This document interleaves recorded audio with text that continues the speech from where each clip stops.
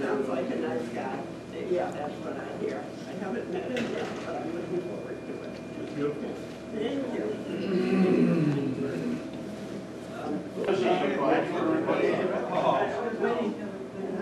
Especially the ones driving that. I'm taking the day off. Yeah, I'm taking the day off. That's why I went up yesterday. So,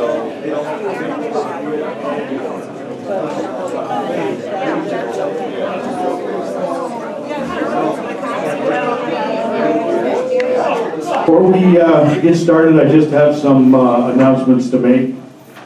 The handmade cards that are there on your tables, those were done by preschool students at Moore's Elementary, and they were dropped off to us.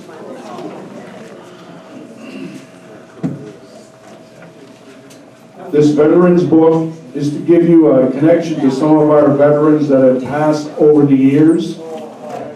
You can look at it, pass it around.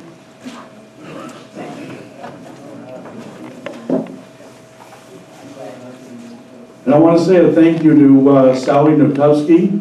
For the last couple of years, she has been making lap blankets for our veterans. Last year she made one for Ken P. This year she made one for Carl LaFontaine. So, thank you, Sally.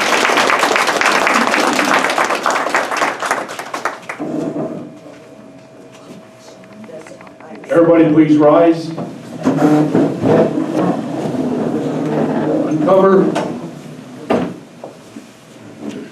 Recite the Pledge of Allegiance. I pledge allegiance to the flag of the United States of America and to the republic for which it stands, one nation, under God, indivisible, with liberty and justice for all. You may be seated, but remain uncovered.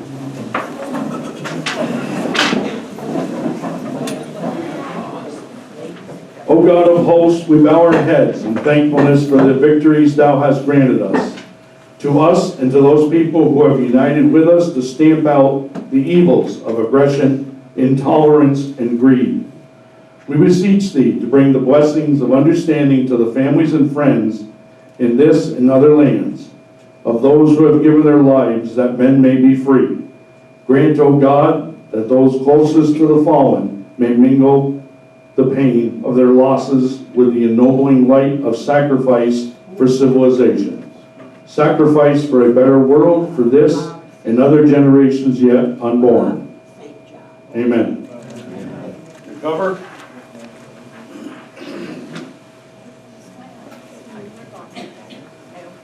On this Veterans Day, we are commemorating the service of veterans of all wars. We remember how men and women set aside their civilian pursuits to serve their nation's cause, defending the freedom of mankind and preserving our precious American heritage.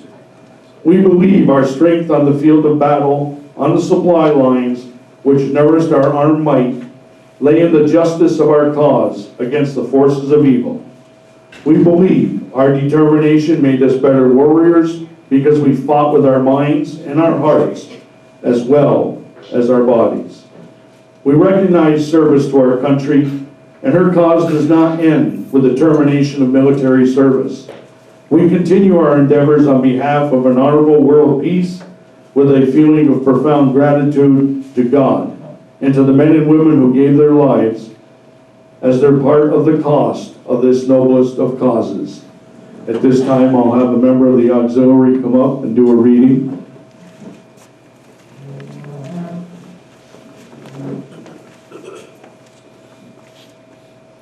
The waging of war involves more than just the commands.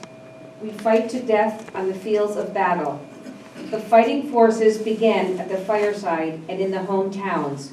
The repercussions of war's terrible brutality have chilled the heart and dimmed the hopes and dreams of many loved ones left behind on the home front. While the horrors of the battlefield may not have been our experience, we have lived with the terrifying loneliness created to answer an aggressor's challenge. In waging war, we have moved forward with a unity of purpose which made us strong, forgetting pettiness, egotism, and pride. Our hearts beat in tune with those in other nations fighting for freedom and the dignity and opportunity of mankind. In our contest quest for an honorable world peace, there is need for unity of purpose if we truly are to move toward a brighter tomorrow. Thank you, Joan. At this time, I'd like to have Earl Robinson, the commander of VFW Post 1418, to come and do a reading.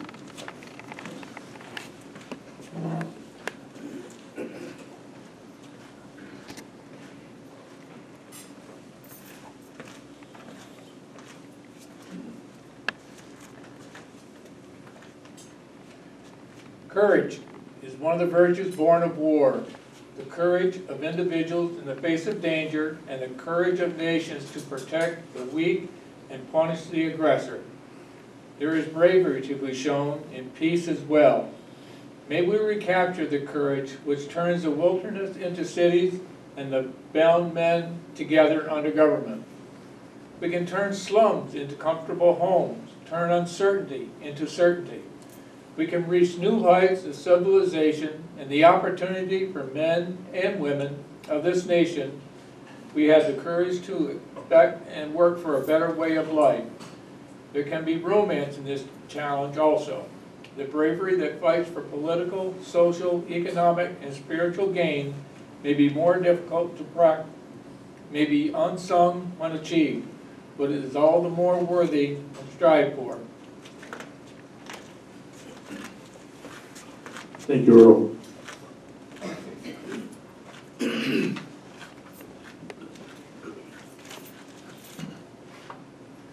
In time of peace, we can use the ennobling virtues of war and put behind its ugliness and suffering. In peace, we shall go forward together to scale new heights of achievement in unity of purpose, in sacrifice for the common good, in tolerance for those of different faiths and creeds, and in bravely to fight for our democracy.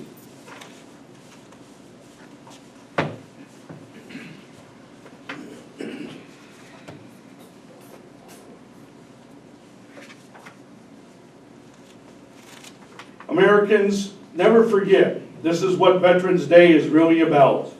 We remember the brave and honorable men and women who have served in our armed forces since the founding of our nation. 10 years ago, a veteran received overdue but well-deserved recognition nearly a century after his brave and legendary service. William Shimon was posthumously awarded the Medal of Honor for his World War I heroism. While fighting in France as a member of the Army's 47th Infantry Regiment, Sergeant Shimon repeatedly left cover and exposed himself to enemy machine gun and rifle fire, while rescuing comrades over a 3-day period. Even after being shot in the head, he refused to accept medical help until his platoon was safely withdrawn. His bravery inspired his fellow soldiers to recommend him for the nation's highest military award. Senior brass rejected the request, reportedly because Shimon was Jewish and discrimination was far too common. The request at the time was downgraded to a Distinguished Service Cross, the nation's second highest award for military valor. Shimon responded with the humility that epitomizes so many heroes, saying, quote, "War is not about medals. I love my country, I love my men, that's all that counts," unquote. While Medal of Honor recipients are an elite class among a special group of people we call veterans, Shimon's love for his country and his fellow soldiers is typical of the men and women we honor today. It is a brotherhood and a sisterhood, a bond cemented with blood.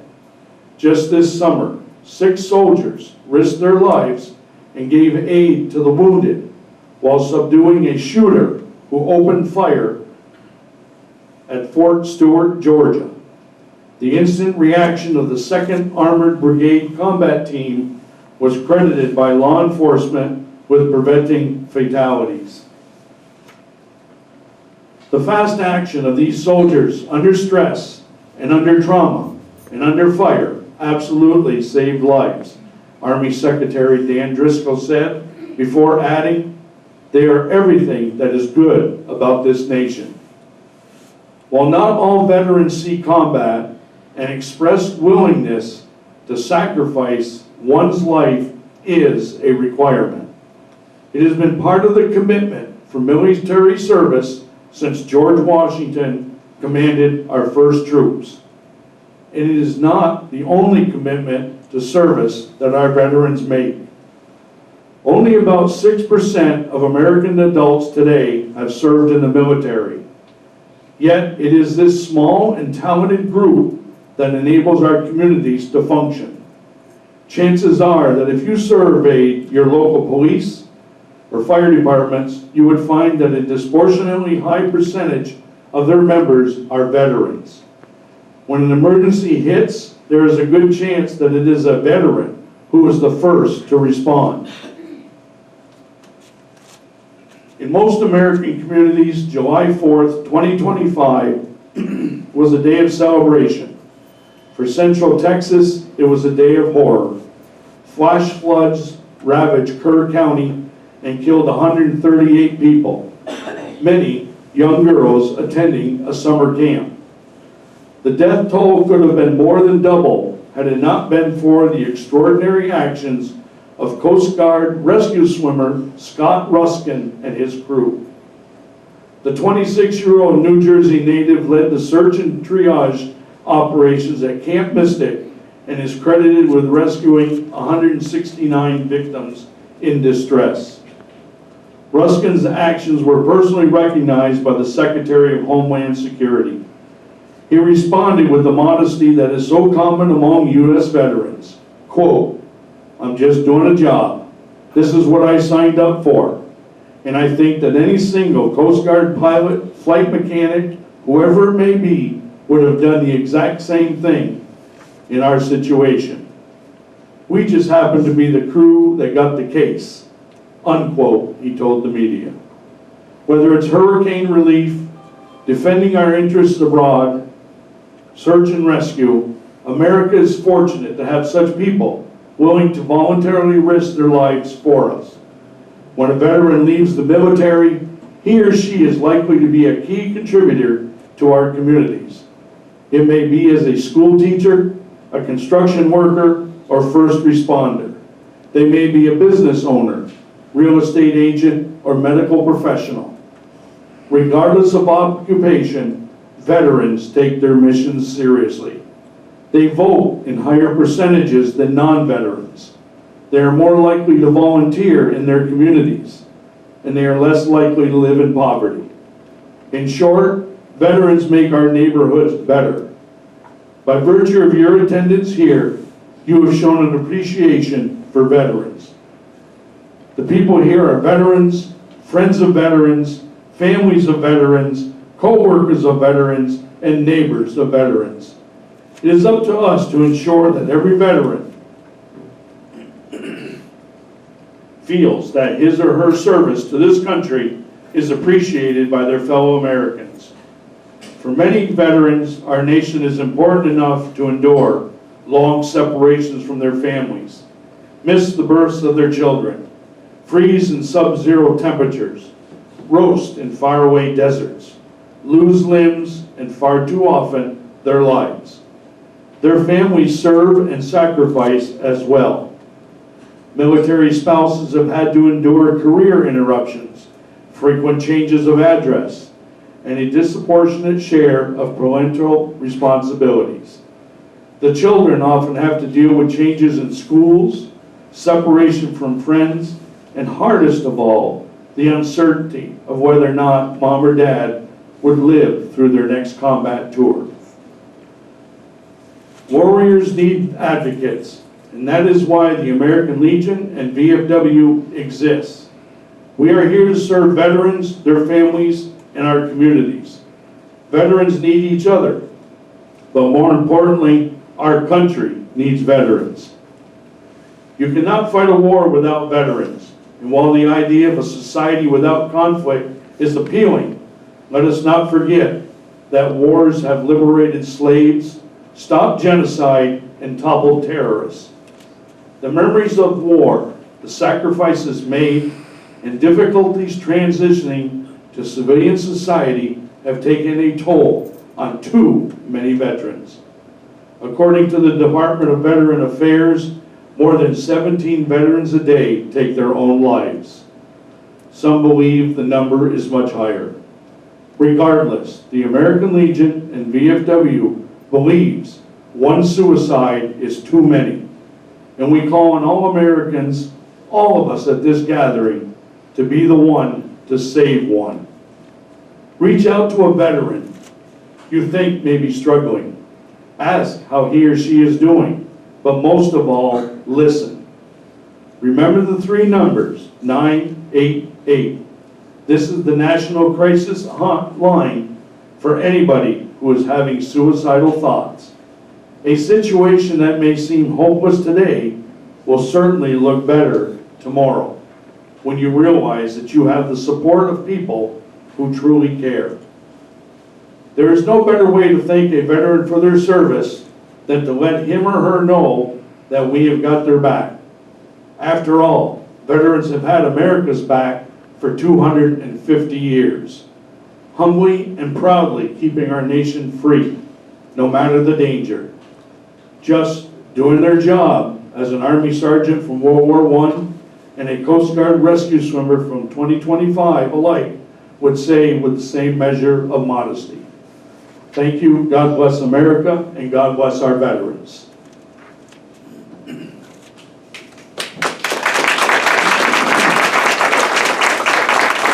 At this time, I would like to read a list of names of the veterans that we have lost since last Veterans Day. David W. Valenzi, Harvey J. Boutin, David W. Bernard, George O. Tallman, Ronald S. Misak, Larry R. Wilkins, Ronald L. Trombley Sr., Alan F. Nautel, Leonard S. Mercaldi Sr., Henry A. Wright, Kenneth R. Peet, James J. LaFave, Andrew A. Ewart, George W. Letourneau. At this time, I would like to have the honor guard pick up your rifles. We'll go outside. We'll do the tribute to our veterans that have passed. You're all welcome to stand outside the door if you want, or you can stay in here where it's warm.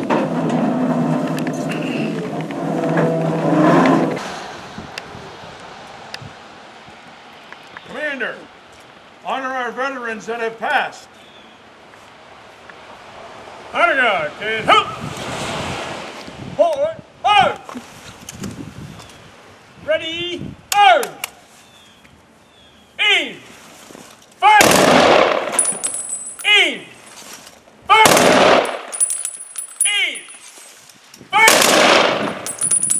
Freeze it, out!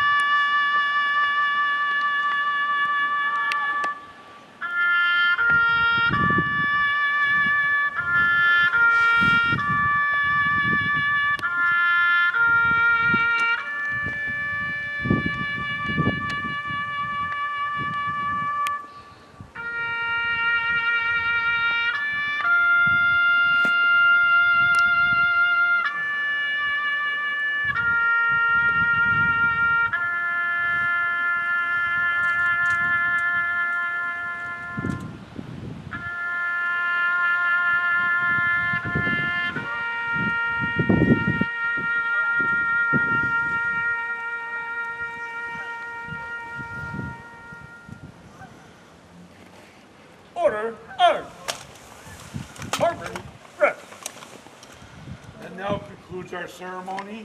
You're all welcome back inside for the ceremony.